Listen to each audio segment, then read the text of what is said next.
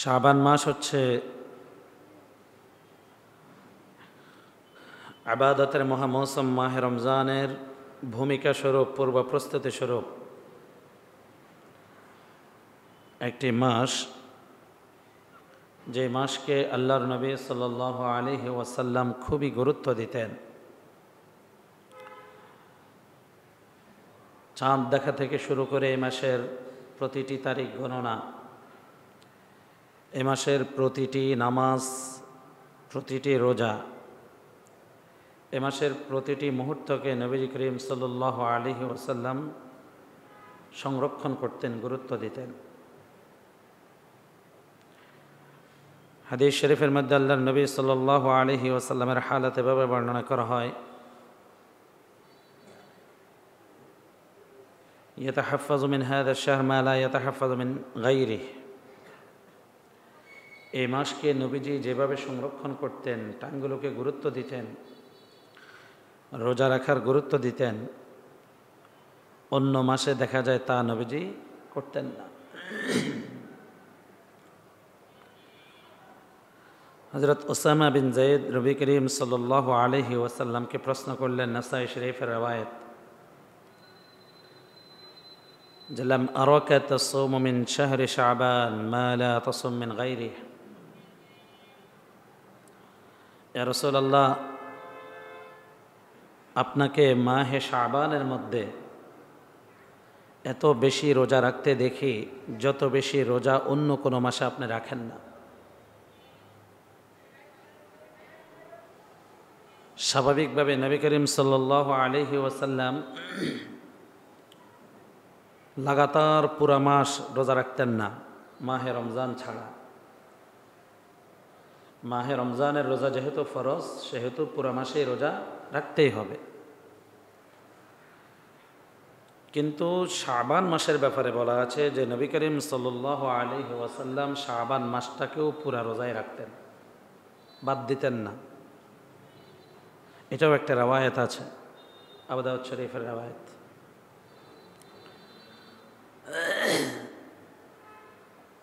আবার আম্মা জান আয়েশা সিদ্দিকা রাদিয়াল্লাহু তাআলা আনহার রওয়ায়াত, তিনি বলেন, বুখারী শরীফের মধ্যে আছে যে আল্লাহর নবী সাল্লাল্লাহু আলাইহি ওয়াসাল্লাম যখন শাবানে রোজা রাখা শুরু করতেন, হাত্তা নাকুলা আন্নাহু লা ইফতির, কানা ইয়াসুমু হাত্তা নাকুলা আন্নাহু লা ইফতির, যে নবীজি শাবানে রোজা রাখা শুরু করতেন, আমরা বলা বলে শুরু করতাম নবীজি মনে হয় আর রোজা ভাঙবেন না,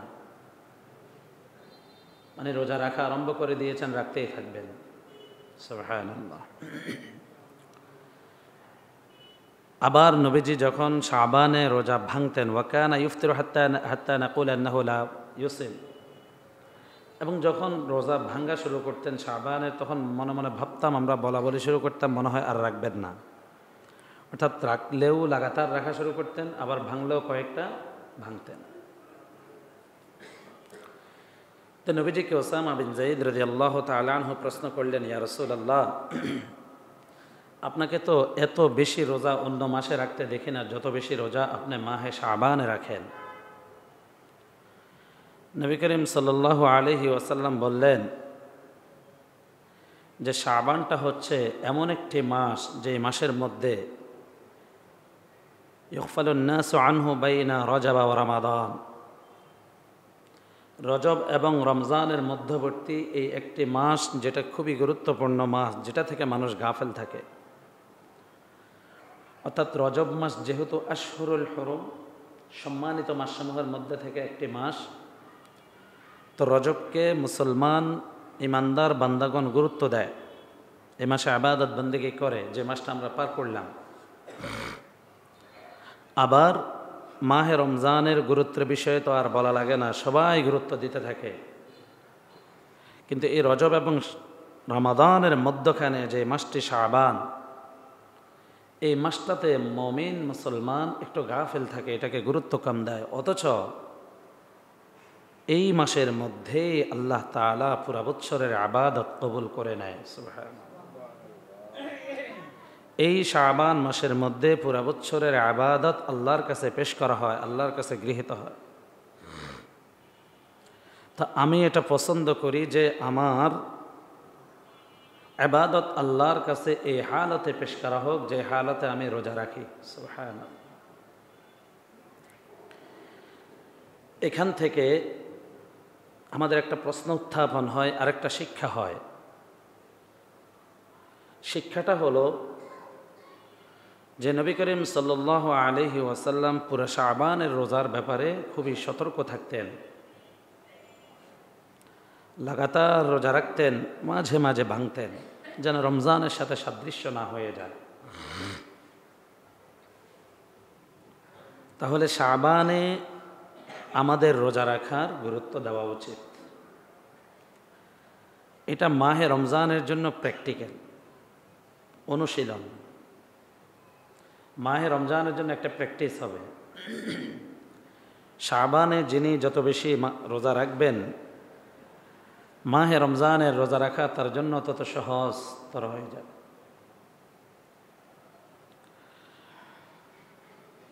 তাহলে 1 নম্বরে আমরা এই শিক্ষাটা পেলাম। 2 নম্বরে আমাদের যে প্রশ্ন উত্থাপন হয় সেটা হচ্ছে যে আমরা জানি আল্লাহর নবী সাল্লাল্লাহু আলাইহি ওয়াসাল্লাম প্রতি সপ্তাহেও 2 দিন রোজা রাখতেন, সোমবার এবং বৃহস্পতিবার। তো এই রোজার ব্যাপারেও আল্লাহর নবী সাল্লাল্লাহু আলাইহি ওয়াসাল্লাম একই উত্তর দিয়েছেন যে তু'রাদুল আমালি ইলাল্লাহি সুবহানাহু ওয়া তাআলা ইয়াউমাল ইসনাইন ওয়া ইয়াউমাল খামিস। বান্দার আমল আল্লাহর কাছে পেশ করা হয় সোমবার এবং বৃহস্পতিবারে, সপ্তাহে 2 দিন পেশ করা হয়। তো নবীজি বলেন, আমি পছন্দ করি যে আমার আমলটা আল্লাহর কাছে আমার রোজার হালতে পেশ করা হোক, এই জন্য সপ্তাহে সোমবার এবং বৃহস্পতিবার রোজা রাখি। এই একটা উত্তর এক হাদিসের মধ্যে নবীজি দিয়েছেন।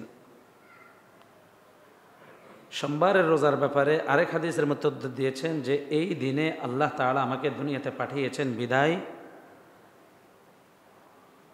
জন্মদিনের শুকরিয়া হিসাবে প্রতি সোমবার আমি রোজা রাখি। সুবহানাল্লাহ।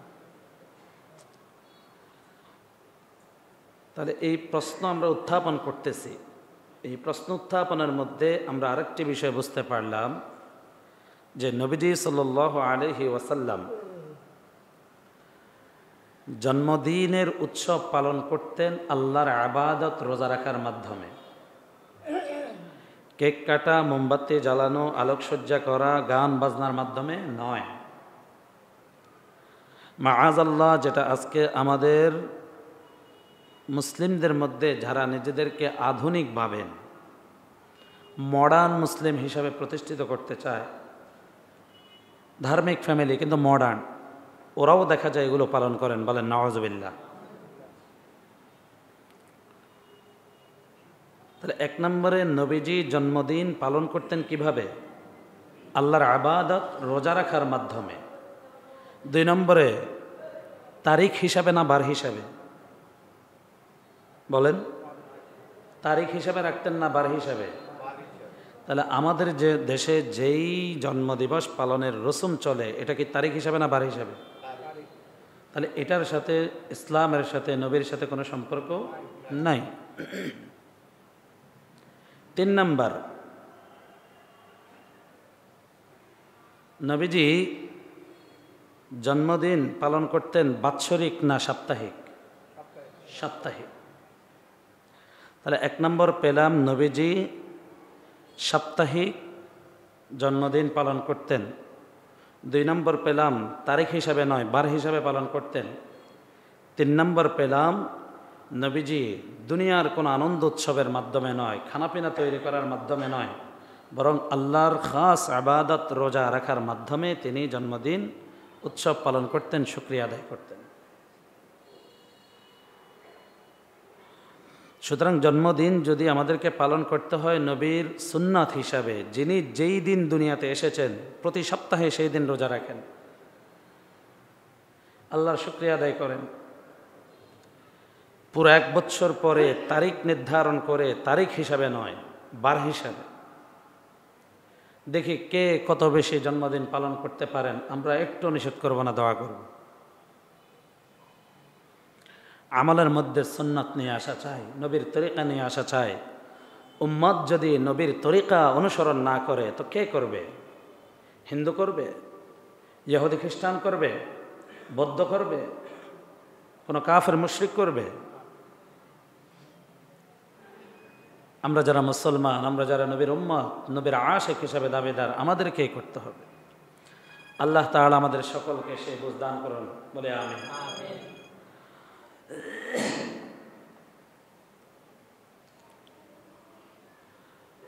এবার আমরা যে প্রশ্নটা উত্থাপন করতেছিলাম যে নবীজি সাপ্তাহিক যে সোমবার এবং বৃহস্পতিবার রোজা রাখতেন, সে ব্যাপারে উত্তর দিয়েছেন যে এই দিনগুলো তো আল্লাহর কাছে আমল পেশ করা হয়।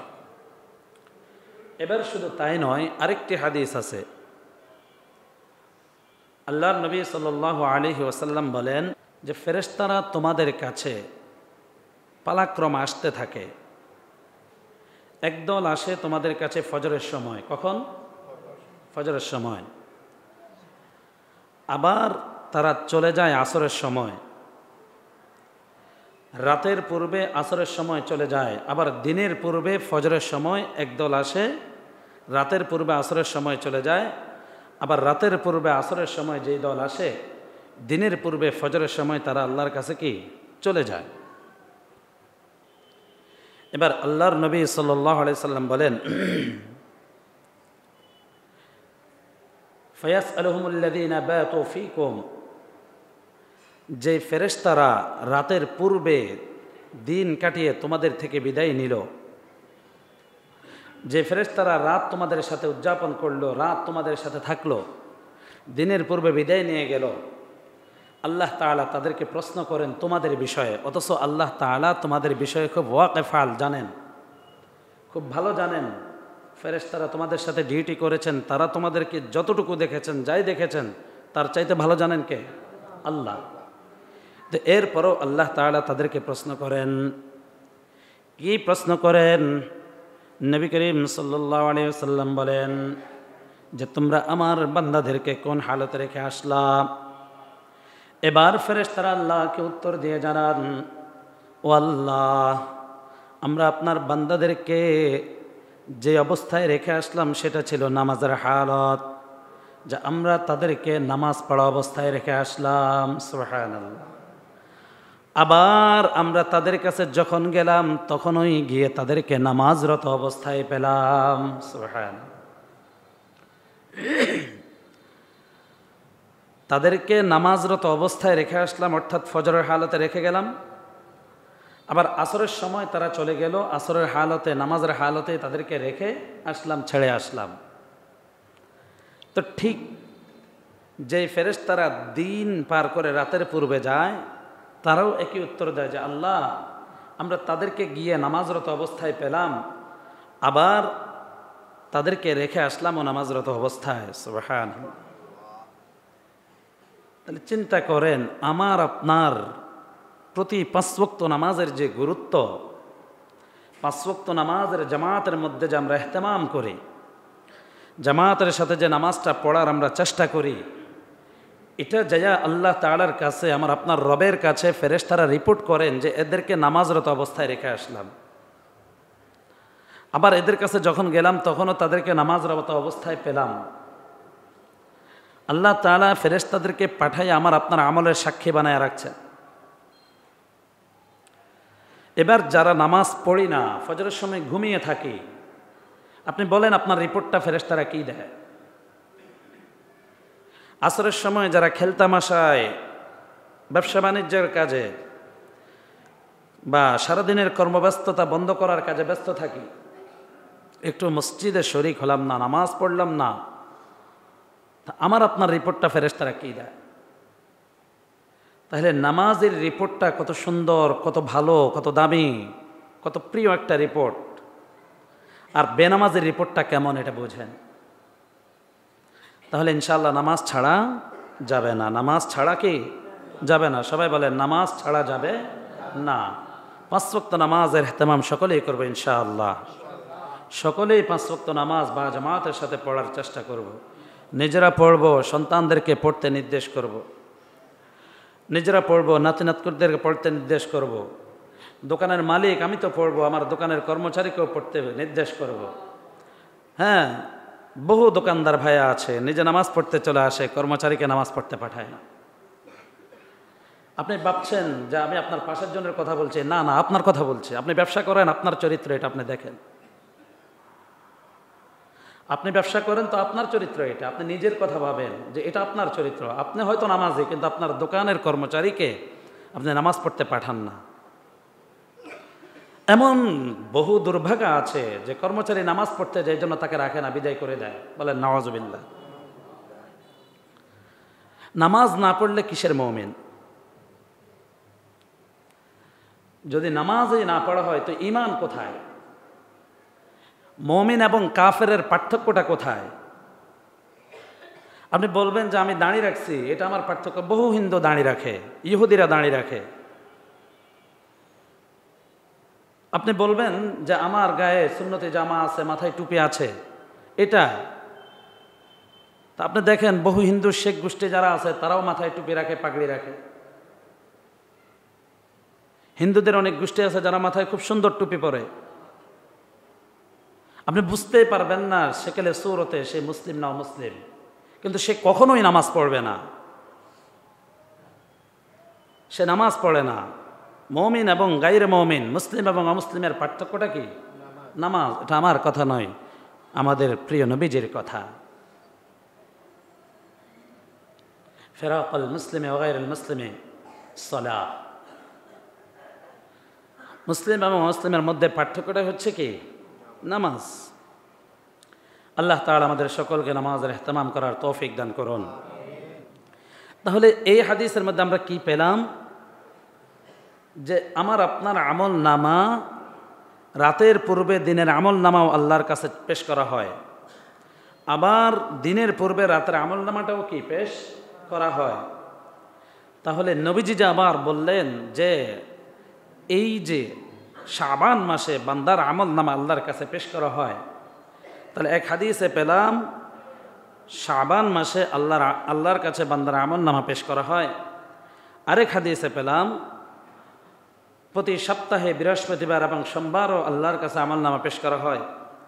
আরেক হাদিসে পেলাম প্রতিদিন 2 বার সকাল এবং সন্ধ্যায় আল্লাহর কাছে আমল নামা পেশ করা হয়। তাহলে এগুলার তাদবিক কি, সমাধান কি, সমন্বয় কি হবে? মুহাদ্দিসিনে কেরাম এই সমস্ত হাদিসের ব্যাখ্যায় লেখেন যে একটা হচ্ছে দৈনন্দিন হিসাব, আরেকটা হচ্ছে সাপ্তাহিক হিসাব, আরেকটা হচ্ছে বাৎসরিক হিসাব। সুবহানাল্লাহ। আমরা যারা ব্যবসা বাণিজ্য করি, কাজ কারবার করি, আমাদের দৈনিক একটা হিসাব টানা হয় কিনা বলেন? অনেকে সাপ্তাহিক হিসাবও টানেন যে পুরা সপ্তাহ আমার কে হালত হলো কি হলো না। অনেকে মাসিক হিসাবও কি টানেন, আবার বাৎসরিক হিসাব প্রত্যেকেই কি টানেন। তো এটাই আল্লাহ তাআলা বান্দাকে প্রতিদিনের আমল আল্লাহর কাছে নিয়ে এটা বোঝাতে চান যে বান্দা আমি তোরে প্রতিটা মুহূর্ত পর্যবেক্ষণ করছি। তুই আজকে জোহরের নামাজ পড়লি না তো এটাও আমার কাছে রিপোর্ট হয়ে গেল। এই রিপোর্ট কথা তুই জানবি, তুই মনে রাখবি, যেন আগামীকাল জোহরের নামাজটা তোর না ছুটে। সাপ্তাহিক হিসাব আল্লাহর কাছে আমল নামা পেশ করা হয়, যেন এই সপ্তাহ কোনো দুর্বলতা থাকলে আবার আগামী সপ্তাহ সেই দুর্বলতাটা আমরা কেটে উঠি, আমাদের আবাদতের কমতিগুলো যেন পূর্ণতা পেয়ে যায়।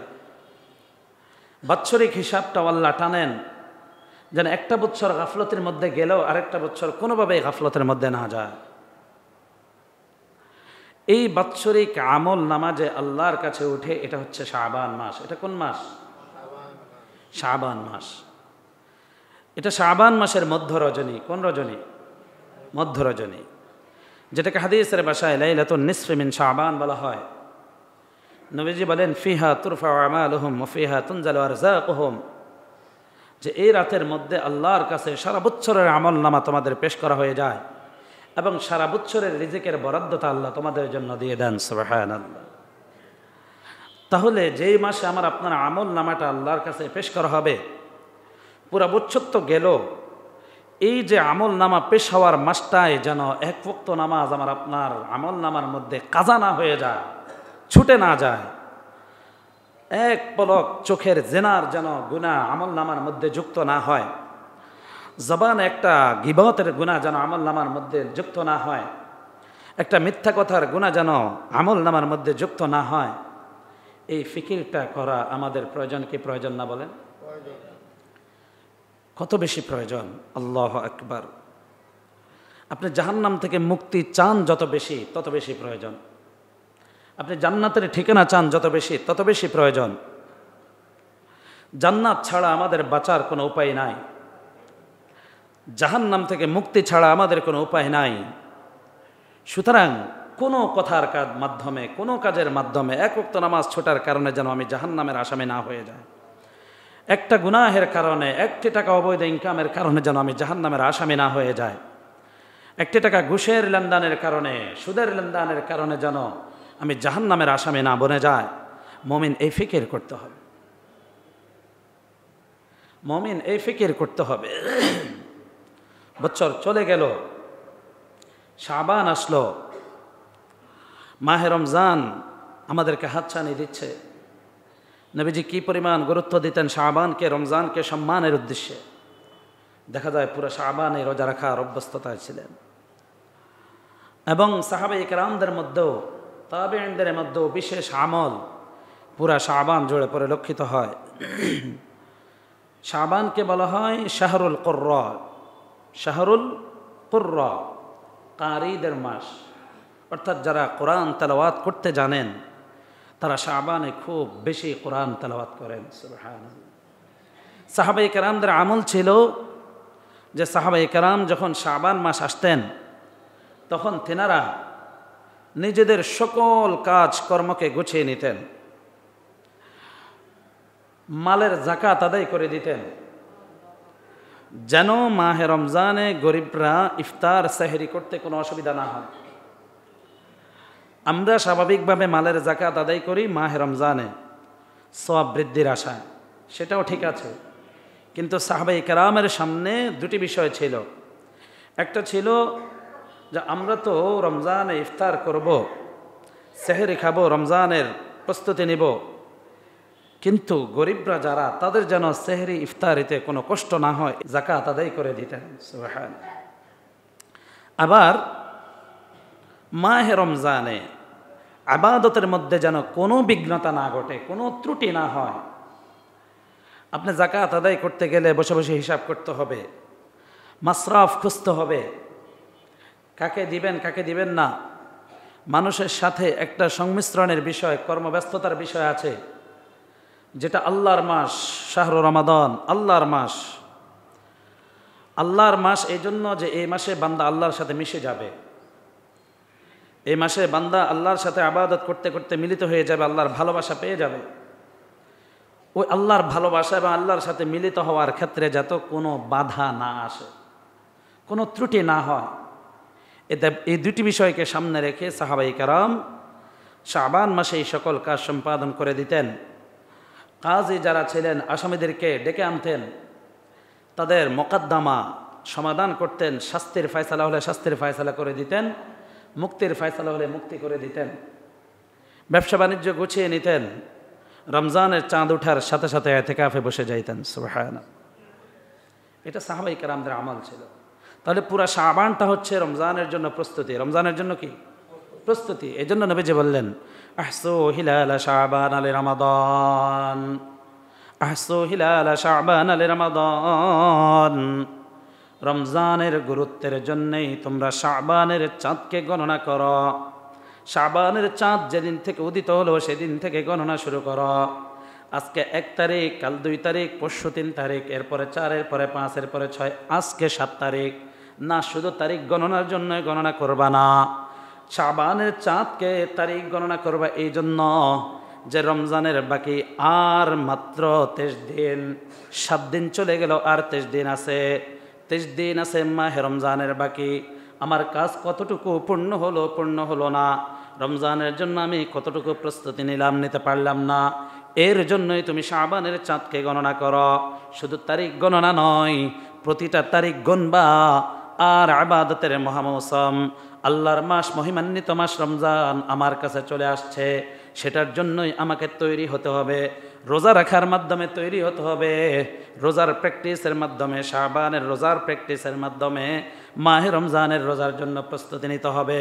শাবান অধিক নফল ইবাদতের মাধ্যমে মাহে রমজানের তারাবির নামাজের জন্য প্রস্তুতি নিতে হবে।